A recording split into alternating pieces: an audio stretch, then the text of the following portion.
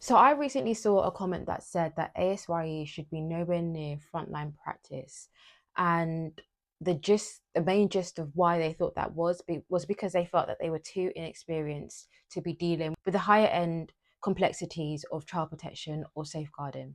It would help if we understand what it means for you to be a newly qualified social worker.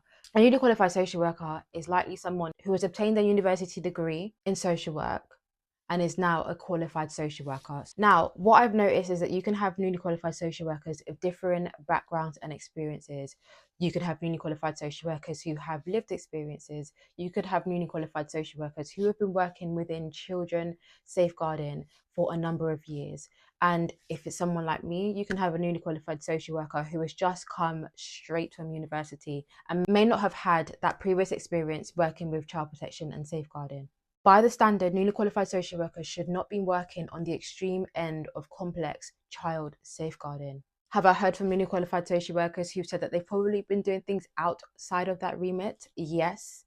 Now, I think that the comment really honed in on the fact that a newly qualified social worker is inexperienced, and they did not want someone who did not feel experienced or didn't feel confident to be able to be case holding or managing complex cases. Now, what we know is that newly qualified social workers should have the support from more experienced members of staff. The ASYE year, or even just 1 to 2 years, should be that period for that newly qualified social worker to grow, to develop, to learn, and to have a safe space to be able to do that. As I mentioned earlier, complex safeguarding is just that, complex. Nurturing and developing a social worker comes with time, comes with experience, and comes with being on the job. By virtue of where they are qualified, and the knowledge and the expertise that they can bring to the profession will be absolutely invaluable.